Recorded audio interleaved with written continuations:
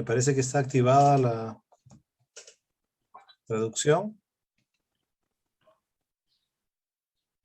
Muy bien. Tengan todos ustedes buenos días o buenas tardes, Good morning and good afternoon to all, según el lugar donde se encuentren. according to where you are located in the world. El día de hoy debo Today, agradecer I want to thank a Gobierno Consultores y en Gobierno Consulta.p Consultores en consulta.p por haber organizado y haberme invitado a moderar for organizing and inviting me to moderate esta importante experiencia donde podremos compartir experiencias de valor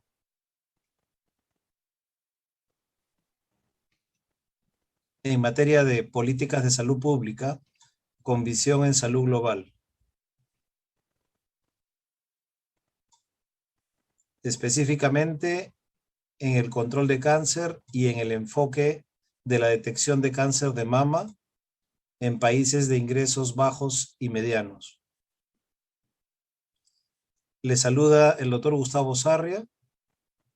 Soy director de la Dirección de Control de Cáncer y subjefe del Instituto Nacional de Cáncer de Lima, Perú, miembro de la Sociedad de Mastología, Cancerología y Radioterapia, consultor para la Oficina Internacional de Energía Atómica. En esta oportunidad desarrollaré la función de moderador y comentarista y quiero empezar agradeciendo sinceramente la dedicación y el tiempo que nos brindan dos excelentes profesionales, como en primer lugar el doctor Benjamin Anderson y el doctor Ronald Balasanian. El doctor Benjamin Anderson es profesor de cirugía y de salud global de Washington University, donde se desempeñó hasta el 2020. Además, hace ya un tiempo ha tomado la dirección de la iniciativa global sobre cáncer de mama desde la Organización Mundial de la Salud. Con la experiencia acumulada y el trabajo que por años ha venido desempeñando, el día de hoy nos compartirá una interesante visión y experiencia sobre el tema que nos atañe. Y en segundo lugar, contaremos también con la presentación y puntos de vista del doctor Ronald Balasanian, el cual es miembro de la Academia de Patología de los Estados Unidos y Canadá. Participa del Programa Global de Cáncer de la UCSF y a través de sus proyectos de enseñanza, implementación e investigación ha colaborado aquí en Perú y en Tanzania sobre las intervenciones sobre biopsia de mama con aguja fina. Ambos tendrán 15 minutos de ponencias. Sus preguntas serán bienvenidas por el chat. Y no quiero distender más el tiempo y darle pase al doctor Ben Anderson para la primera ponencia. Doctor Anderson, el micro y la pantalla es suya. Muchas gracias. It's a great honor to be able to Muchas present. gracias. Es un gran honor poder presentar hoy esta reunión. Estoy muy contento de estar involucrado nuevamente en algún proyecto con Perú. Estoy muy contento por los logros que hemos tenido respecto al cáncer a la mama. Voy a hablar sobre la iniciativa del World Health Organization. Como Gustavo mencionó, todo empezó con el trabajo del GBCI. Vamos a empezar hablando sobre la necesidad de esto. El cáncer al seno es el cáncer más común entre la población femenina y genera muchas discapacidades, y este es un problema por país y ocasiona muchas pérdidas de vidas en todos los países, y ese problema va a aumentar. Para el 2040 se va a detectar más de 3 millones de casos y 70% de estas muertes van a ocurrir. En los países con ingresos mayores hay una probabilidad mayor de 90% de recuperación, pero en otros países no es así. Esto demuestra que sí se puede lograr un buen resultado, pero ¿cómo lo hacemos? Cuando vemos África, la mayor parte de las muertes ocurren en edades menores a 50. 210 niños pueden convertirse en huérfanos y ese es un problema no solo social, sino generacional. Idealmente, prevendríamos con educación sobre la prevención. Cuando las mujeres dan de lactar más tiempo, hacen actividad, controlan su peso, evitan la ingesta de alcohol. Esto ayuda bastante para reducir las probabilidades. Y quizás solamente el 20% aplica estas prevenciones. Lo que sabemos ahora que el alcohol juega un rol bien importante y esto es un factor que podemos modificar. El alcohol genera 100,000 nuevos casos de cáncer al seno alrededor del mundo. El alcohol está vinculado a 7 diferentes tipos de cáncer y genera 750,000 nuevos casos de cáncer todos los años. El cáncer, dentro de eso, el 57% de los nuevos casos son los cánceres al seno. Entonces, el 5% en realidad de todos los cánceres del mundo son atribuibles al consumo de alcohol. Y también está vinculado el consumo de alcohol al cáncer al colon. Respecto a la iniciativa, es la hora de que la Organización Mundial de Salud aborde esto, debido a todas las vidas que podemos salvar con la prevención. Con esto podemos rastrear. Si podemos rastrear y tratar el cáncer al seno, también podemos hacer eso con otros cánceres. Hay países donde se ha logrado una cantidad considerable de 40% de sobrevivencia. Lo necesario es tener una prevención y un tratamiento que es brindado en el momento adecuado. Nuestro objetivo es reducir la mortalidad de cáncer al seno global por 2.100% por año. Eso ayudaría a salvar 2.5 muertes por este cáncer a nivel mundial. Queremos hacerlo con 3 puntos. Primero, promoviendo salud para detectarlo a tiempo. 2, es un diagnóstico realizado a tiempo. Y el tercero es el manejo del cáncer al seno comprensivo. Cuando vemos la evolución de la población, lo mejor es evaluar al paciente de forma comprensiva. En este gráfico, quiero mostrar los países que han logrado superar esta mortalidad del cáncer al seno. Como comenté, un 40%. Cuando ven estas curvas, esta reducción de mortalidad llegó a 4 a 5% por año. Así que cuando hablo de una reducción de 2.5, no es una imaginación de nosotros, es algo factible y real según lo que se ha logrado. Y la iniciativa es traducir lo que está ocurriendo aquí y llevarlo a otros países que no han logrado estos buenos resultados. Aquí tenemos a Perú, que está bien abajo dentro de esta curva, que no ha logrado este éxito. Este es el gráfico para mapear. El primer intervalo es donde ingresa el paciente al sistema. Y esto ocurriría si hubiera acceso a este tipo de servicio. La entrada es cuando las mujeres ingresan con síntomas. Los análisis que hicimos en Trujillo, las mujeres mismas se hacían un prediagnóstico. Luego andamos al intervalo diagnóstico. Aquí tenemos que identificar quién tiene cáncer y quién no tiene cáncer en un periodo razonable, que pueden ser 60 días. Y la tercera fase es la terapia. Tenemos que manejar este cáncer, brindar apoyo y continuar con ese apoyo.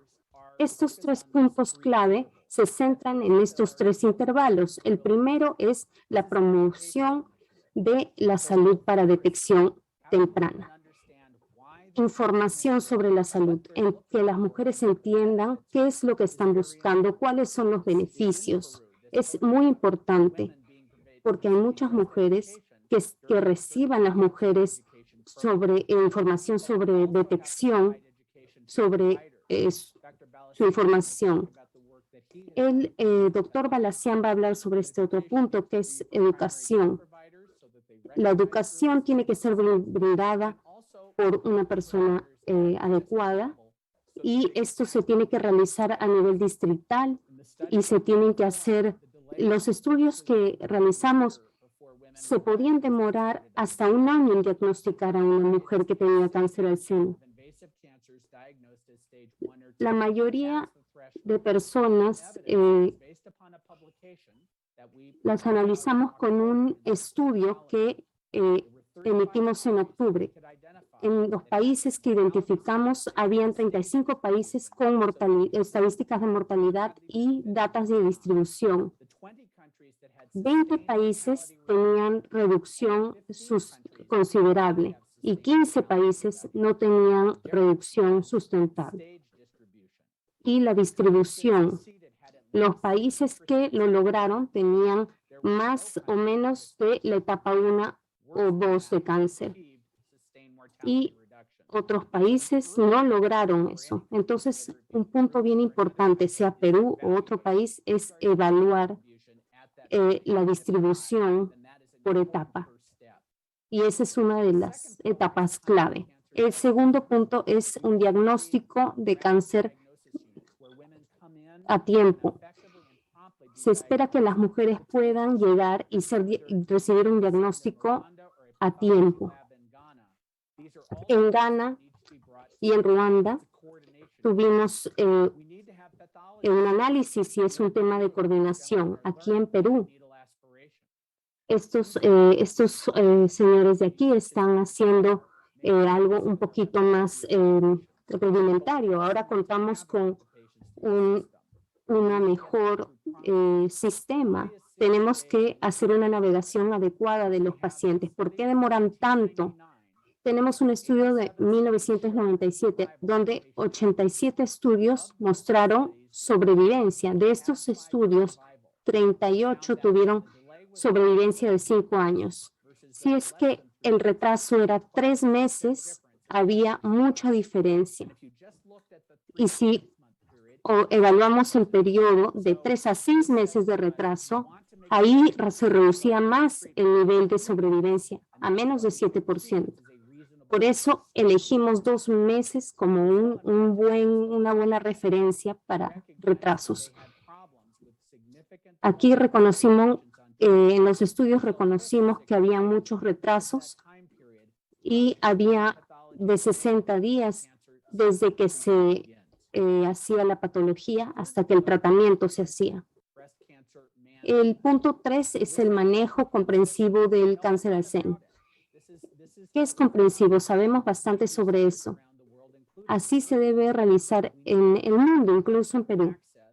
Necesitamos un acceso a tiempo de una planificación. Tenemos que utilizar la biología del tumor y todo lo adecuado. Tenemos que planificar, tenemos que ayudar al paciente a navegar el sistema y hacer una evaluación sistemática para ver que tampoco podemos olvidarnos de la mujer luego de ser tratada, porque luego tiene que reintegrarse a la comunidad, evitando la toxicidad financiera.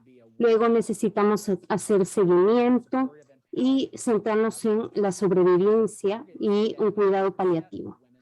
Nuestra meta es llegar a un 80% de mujeres que puedan hacer su tratamiento y que no lo abandonen. Lo peor es cuando una mujer abandona su tratamiento, porque van a tener todos los efectos secundarios sin los beneficios clínicos.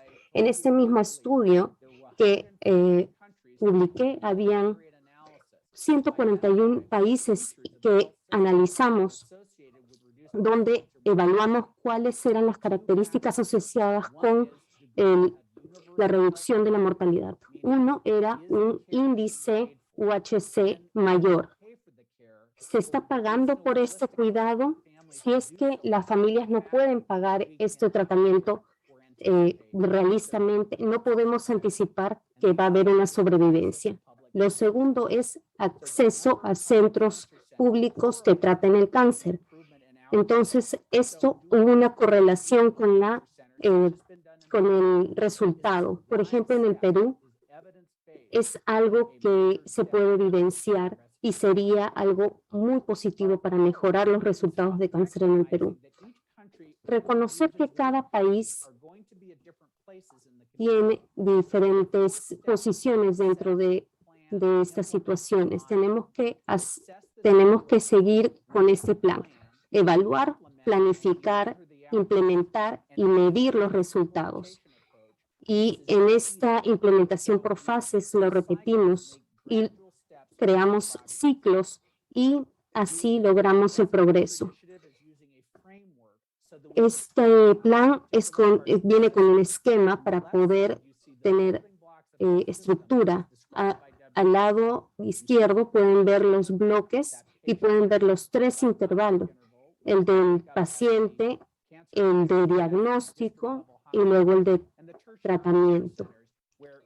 Y también no hay que olvidarnos de los centros terciarios que apoyan. Queremos medir los resultados para utilizar métricas para identificar y hacer un análisis de Ishikawa para poder analizar dónde están los contribuidores principales para poder abordarlos, asumiendo que necesitamos más equipo de detección de cáncer a la mama, que era lo que se presumía. Ese no era el problema realmente. El problema era en las biopsias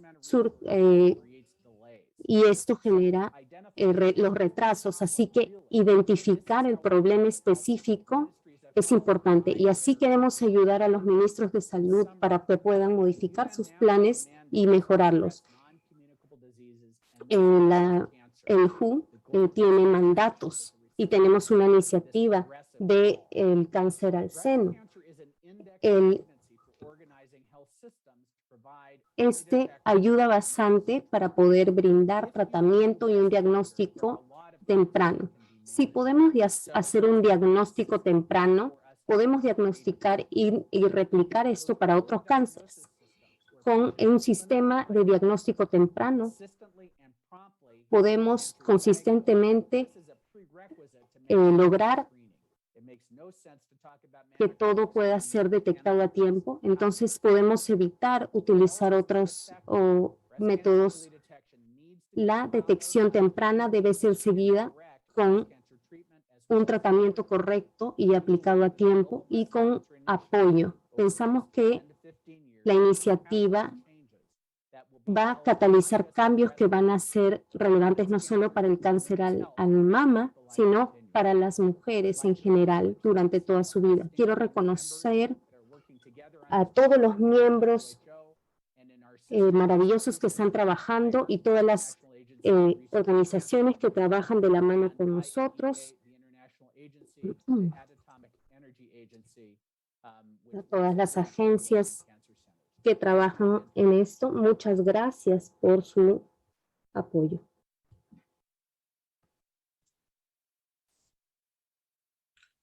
Many thanks, Ben, for your nice Muchas speech. gracias, Ben, por tu discurso maravilloso. Antes de dar pase al doctor Ronald Balasanian, quiero reiterarles que cuentan con la facilidad en su margen inferior derecha de la pantalla, la posibilidad de hacer traducción simultánea para los que aún no lo han activado, tanto si desean escuchar en inglés o en español. Y asimismo también comentarles que haremos preguntas al final de estas dos presentaciones, donde podremos intercambiar algunas ideas o inquietudes. Sin más, quiero darle la palabra al doctor Ronald Balasanian, quien ya fue presentado al inicio, Él es profesor de patología con mucha experiencia y ayudó en los proyectos, como mencioné, de Tanzania y de Perú para la implementación del abordaje con aguja fina. Profesor Balasanian, por favor, el micro es suyo.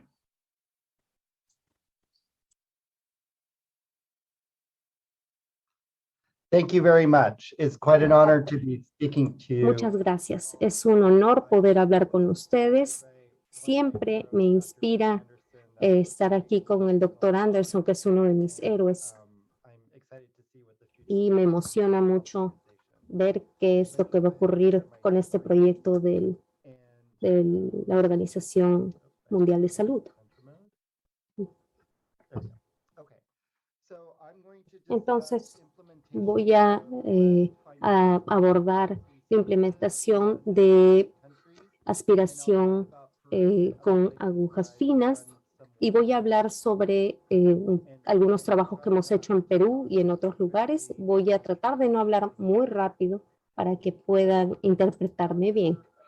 Bueno, el doctor Anderson abordó esto un poco. Tenemos el Global Breast Cancer Burden, que es una carga de cáncer a la mama, y tenemos muchas muertes en países en desarrollo debido a este cáncer. La meta es evitar llegar a las etapas terminales. Entonces, tenemos unos buenos niveles de sobrevivencia, por ejemplo, en América del Norte, que es más de 80%, y notamos que en regiones con bajos ingresos como en África subsahariana, tenemos bajos niveles de sobrevivencia. En el 2010, la mayoría de cánceres de mama en el Perú eran diagnosticados en sus etapas tardías, en las últimas etapas. Entonces, el doctor Anderson mencionó que realmente debemos trabajar promoviendo la detección temprana, y este es el punto número 2, donde hablamos sobre algo impactado por la patología. Hay muchos retos en la patología. Tenemos trabajadores, problemas sobre capacitación y barreras.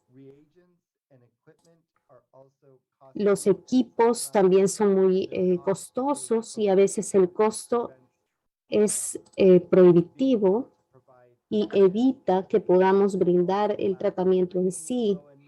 También tenemos una falta de programas para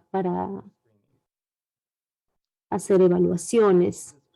Para poder abordar este problema, vamos a necesitar un enfoque multidisciplinario, no solamente desde el punto de vista de patología, sino de radiología, de cuidado primario, del equipo de tratamiento en general, para poder mejorar el tratamiento de los pacientes en general. Vamos a hablar de un programa que fue iniciado por una organización llamada PATH, que está basada en Seattle.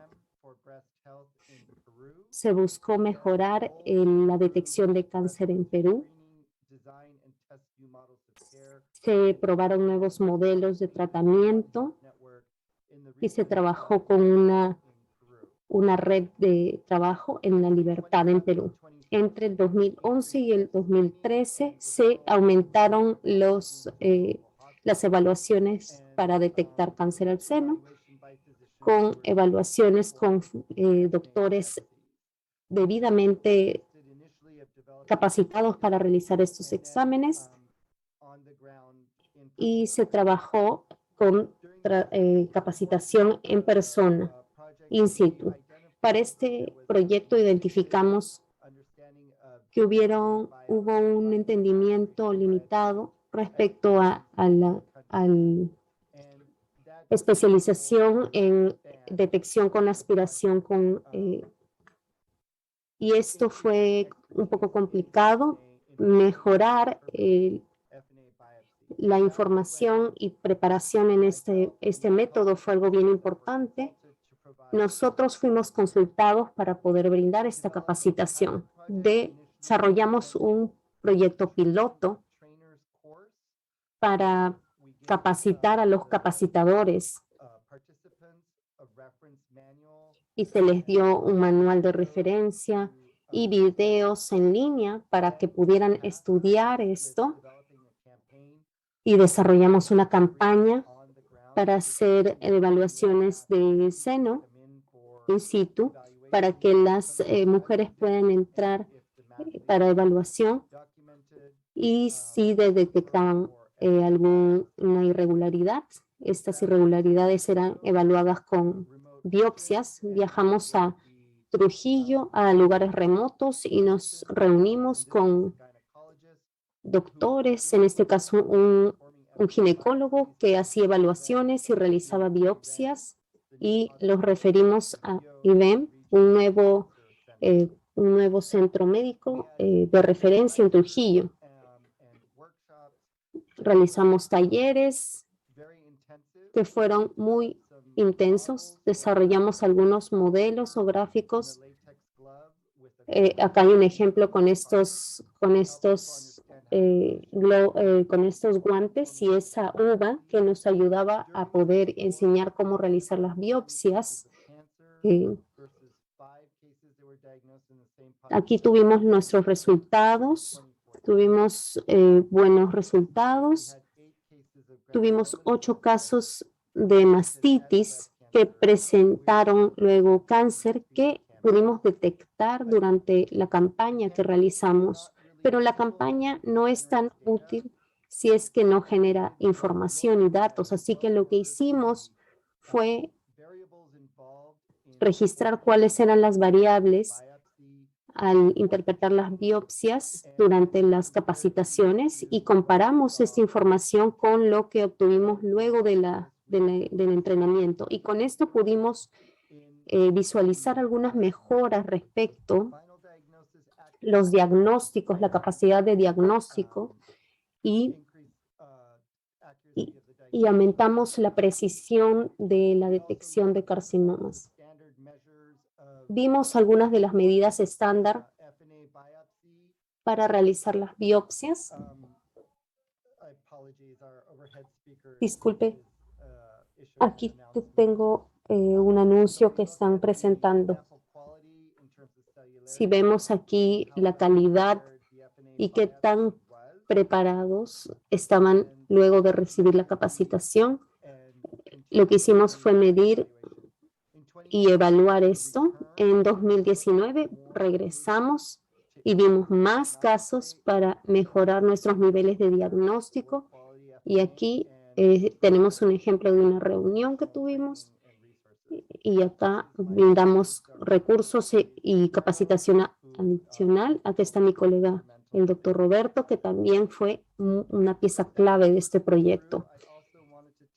Luego de este trabajo en Perú, también quiero hablar sobre nuestras colaboraciones en patología en Tanzania.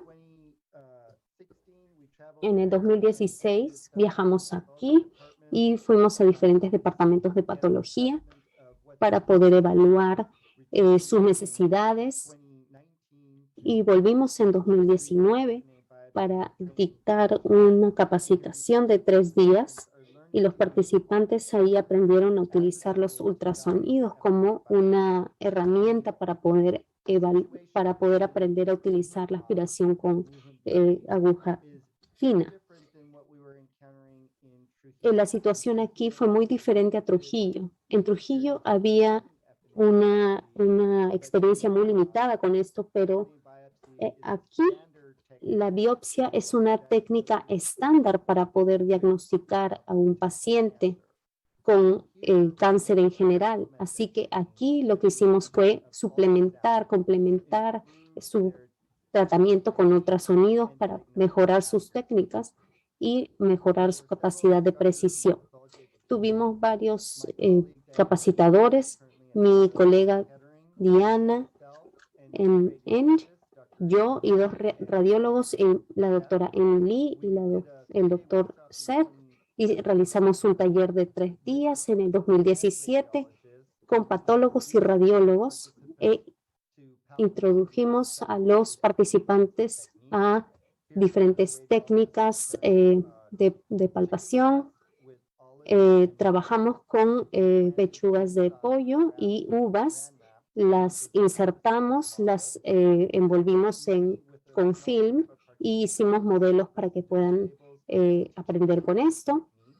Y trabajamos en mejorar las técnicas y aquí estamos con una doctora mejorando su técnica y realizando una biopsia.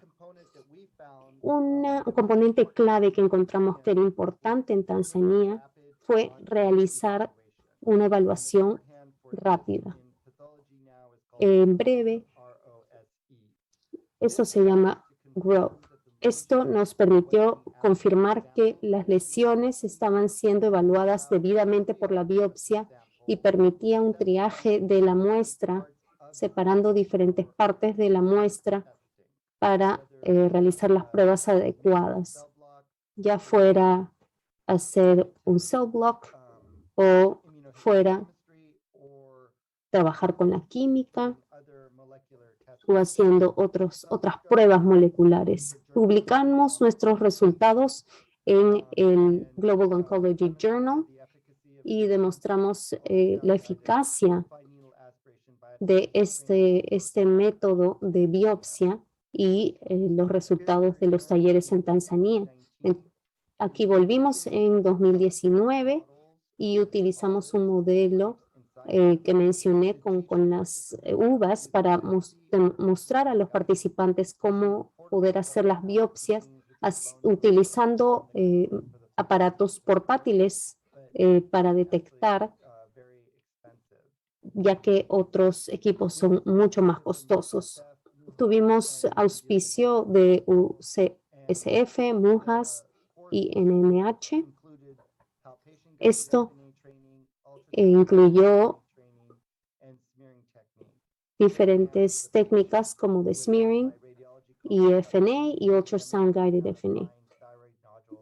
Y aquí también vimos cómo evaluar nódulos en los pacientes. Logramos hacer una evaluación previa y una post y logramos ver mejoras en diferentes factores que habíamos probado respecto a si utilizaban los aparatos debidamente, si pudieron visualizar ampliamente. Disculpen, los anuncios en mi hospital son un poco fuertes. Y tomamos muestras y tomamos otras medidas y mejoramos en el 2019 a comparación del 2017. Fue una mejora significativa. Entonces, ¿qué es lo que qué nos depara el futuro? En MUHAS,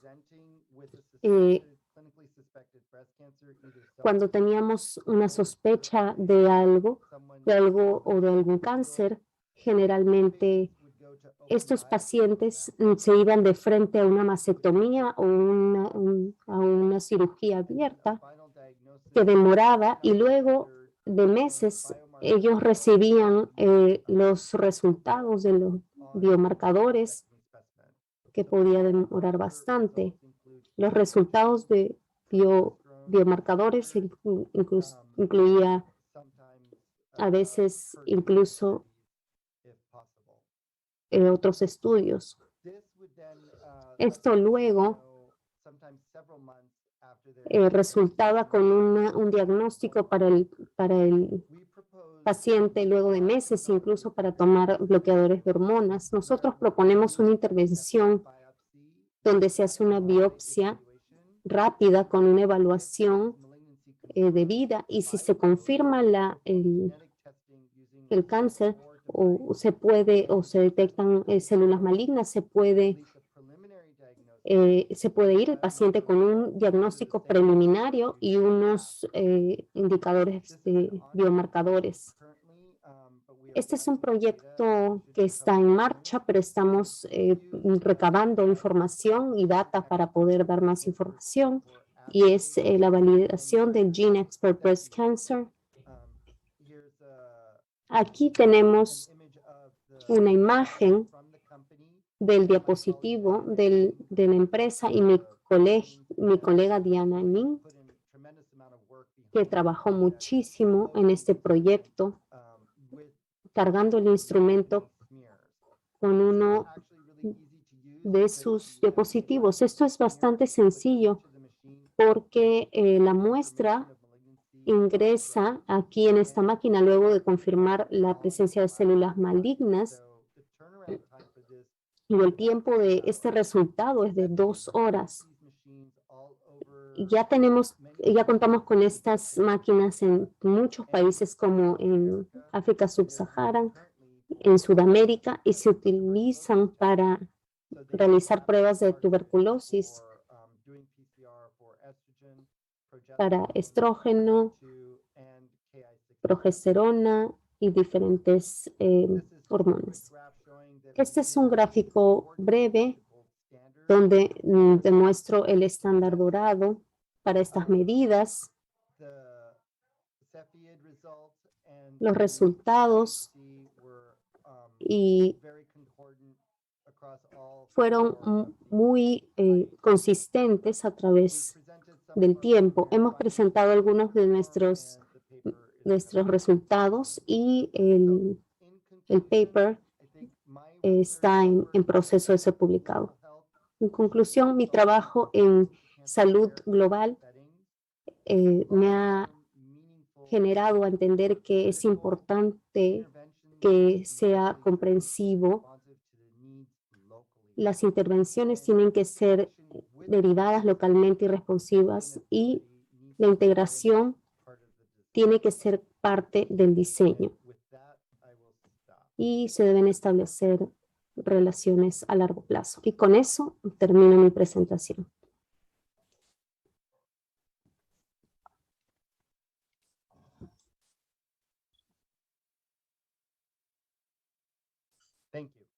Muchas gracias. Thank you so much, Dr. Muchas Ronald, gracias, Dr. Ronald, for excellent por su excelente experiencia. Es Bien. un gusto. El gusto es mío. Es importante recalcar que las experiencias ganadas nos pueden posicionar hacia otras oportunidades. Voy a dar pase a una ronda para los ponentes. Yo tenía una primera pregunta para Ben, el doctor Ben Anderson, sobre la posibilidad de impactar en la mortalidad a través de acciones específicas. Dentro de esas acciones específicas, ¿qué tan importante o qué peso le podríamos dar a involucrar a la comunidad conforme las experiencias nos han enseñado? Por ejemplo, en la conformación de navegadores para hacer que las acciones sean más oportunas. Navegación sería la pregunta, la contribución de este sistema de navegación para evitar la pérdida de oportunidades.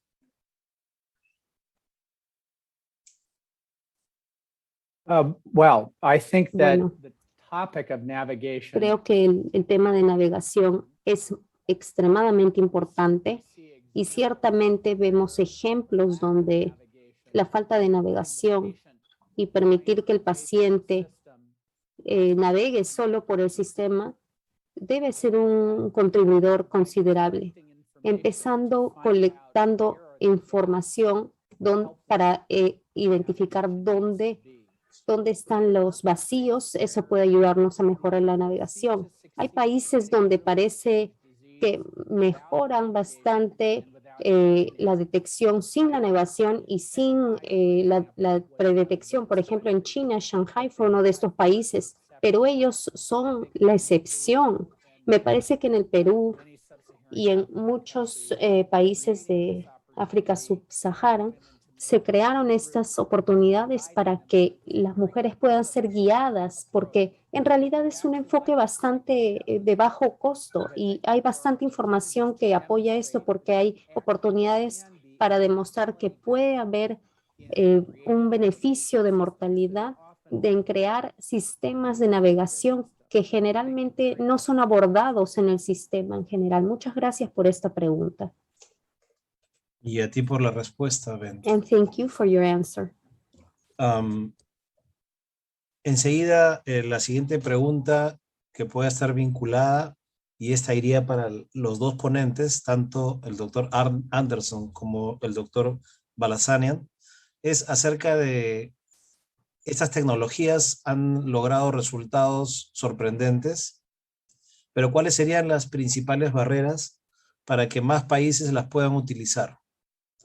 ¿Será acaso el costo? ¿Las capacidades institucionales? Y aquí yo voy a agregar una parte de mi pregunta. ¿No será acaso también una barrera cultural que todavía no ha sido superada? ¿Transformación cultural?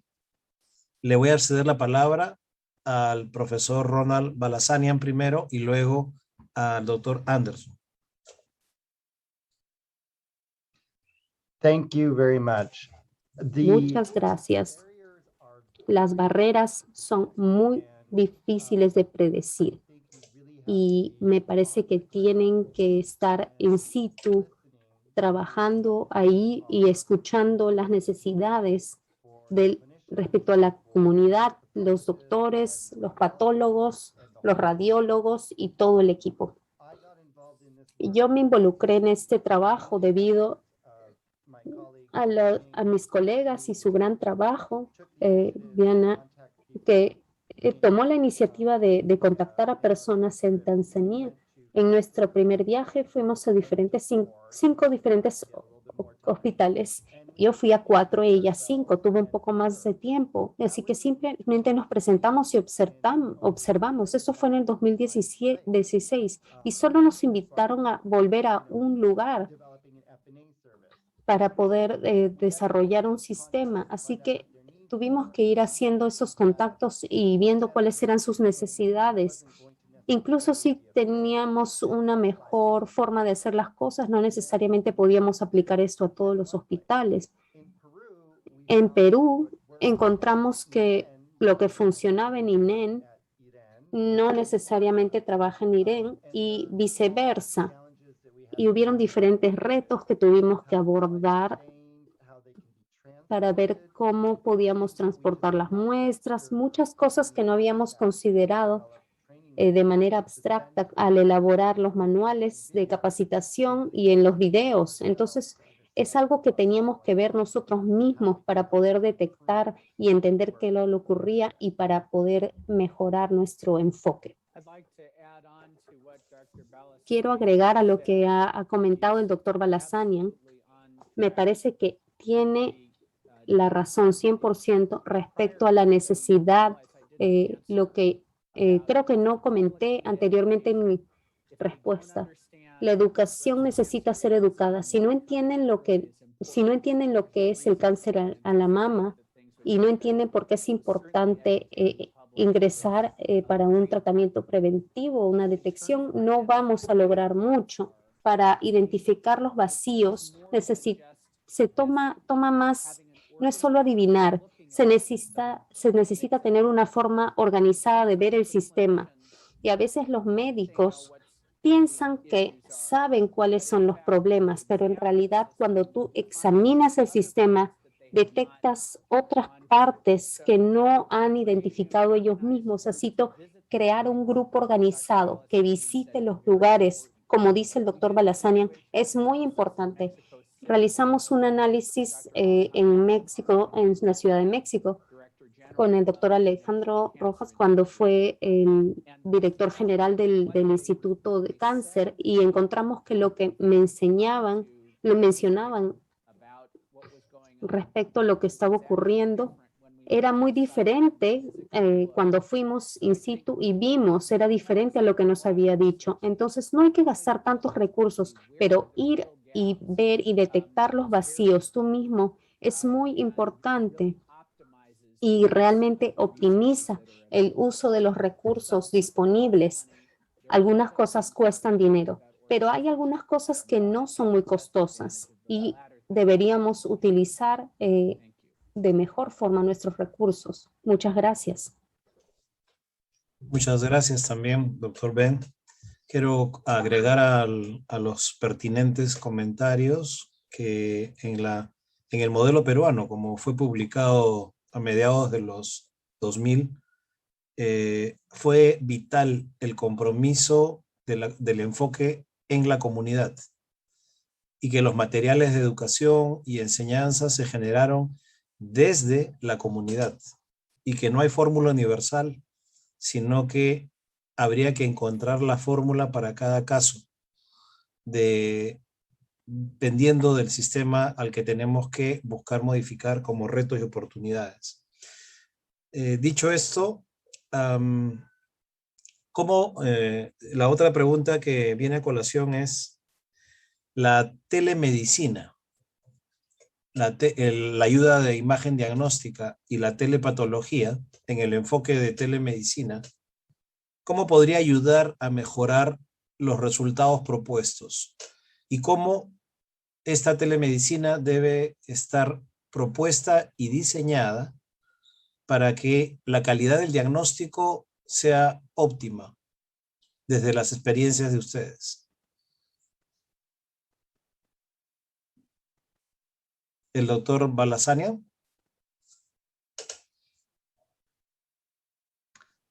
I think telemedicine Me has a parece role. que la telemedicina tiene un atractivo. Lo que estábamos haciendo en Perú era identificar a las mujeres que necesitaban ir a INEN o IREN y estábamos utilizando exámenes mamarios de mama clínicos y estábamos utilizando el trabajo de los doctores de cabecera para identificar quiénes necesitaban biopsias y quiénes necesitaban cirugía luego de eso.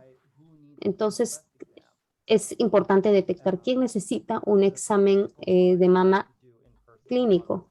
Obviamente, lo primero se hace en físico, pero quizás se puede utilizar este contacto con la persona para obtener el historial y ver qué ocurre con sus síntomas y ayudar a triaje a detectar quién necesita esto. Deseo agregar a lo que el doctor Balasanian ha mencionado. La pandemia de COVID ha generado problemas terribles, pero en Estados Unidos también ha sido muy informativo. Se realizaron muchos cambios debido a COVID que antes de COVID se hubieran pensado imposibles. Entonces, redujimos la cantidad de visitas a las clínicas significativamente y aumentamos la telemedicina, ¿no? Las citas virtuales y en algunos países, por ejemplo, donde se utilizaban para patología y evaluación de diagnósticos y vimos que pueden haber efectos positivos, pero también el uso de, por ejemplo, celulares es algo positivo con recordatorios. ¿Por qué utilizamos el celular como un navegador? Entonces usamos el celular como conexión. Esto se está evaluando en varios países en África. Tenemos que salirnos de la caja, del esquema y ver cómo utilizar nuestros recursos de mejor forma, incluso con instrumentos que no son hechos para eso.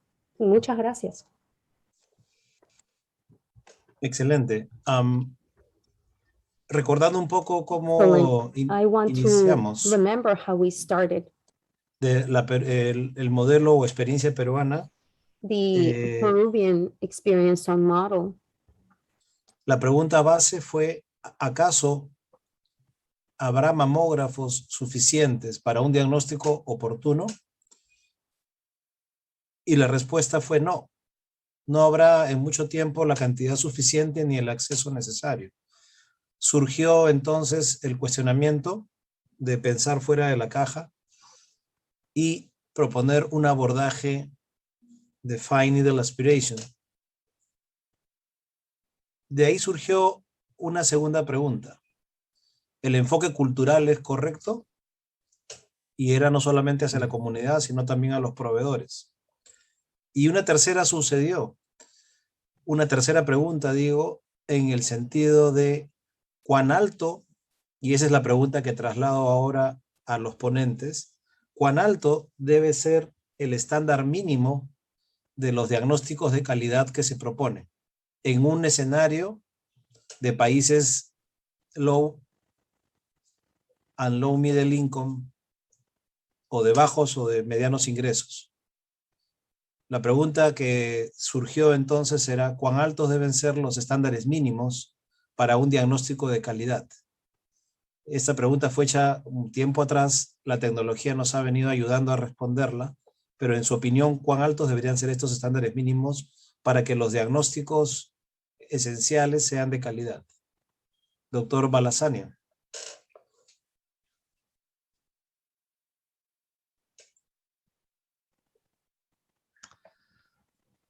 That's a tough question to answer. I mean, Esta es una pregunta un poco difícil de responder. Me parece que el estándar tiene que ser el mismo, como que en los países de ingresos altos. No podemos aceptar realizar más errores solo por eso. La calidad tiene que ser igual, pero también hay un potencial para reducir costos con tecnología. Así que comparamos PTR y lo comparamos con el estándar dorado, pero biológicamente el PTR puede ser un resultado más certero. Me parece que voy a dejarle esta pregunta al doctor Anderson. No, yo estoy de acuerdo contigo respecto a la calidad. Es un tema crítico y me parece que es un error pensar que la calidad es un paso único. Ahora ya tengo calidad. En mi propio hospital en Seattle, la mejora de calidad se centra y se trabaja todos los días y siempre se reconoce que podemos mejorar más de lo que hemos mejorado hoy y nos preguntamos esto todos los días. Me parece que a veces nos dirigimos a diferentes grupos para mejorar la calidad. Entonces quizás ver un grupo como el que el doctor Balasanian dirige para la calidad, quizás hay una organización como ASCO que quizás está ayudando con algún otro tema médico. Lo importante es la medición, porque si no miden, no vas a saber si estás mejorando o no. En nuestros hospitales, nosotros debemos y nos requieren tomar mediciones de nuestras infecciones, de nuestros niveles de infección, porque no sabes hasta que alguien revisa. Tienes 2, 3%, no puedes adivinar. Y por este motivo, las mediciones valen la pena invertir en eso. No es muy costoso y realmente es de corta vista no invertir en eso. Es como construir un auto y no poner una tapa para tu gasolina. Si tú no haces eso, puedes terminar varado en algún lugar y en problemas. Entonces, esto es cierto también para la medicina. Todos debemos pensar en cómo realizar una mejora continua médica en todo aspecto. Muchas gracias. Muchas gracias, Ben. Y forzando un poco la pregunta, hablaste en tu presentación de que una meta real posible podría ser reducir la incidencia a 2.5% al año. ¿Cuáles serían en este escenario de medianos o bajos recursos las primeras acciones para un primer año de cambio que tú recomendarías?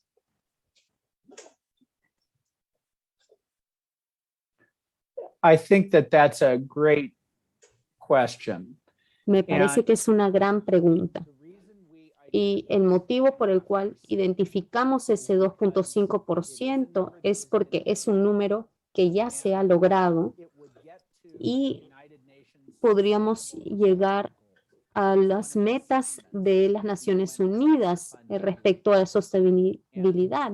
Ese es uno de los motivos por los cuales trabajamos en el WHO. La pregunta para Perú o Tanzania o para mi propio país o comunidades que no reciben altos recursos es ¿cuál es mi vacío principal? ¿Es en el diagnóstico? ¿El tiempo para diagnosticar? ¿Es completar el tratamiento? Y con eso empezamos. Para poder reducir la mortalidad, eso requiere de tiempo.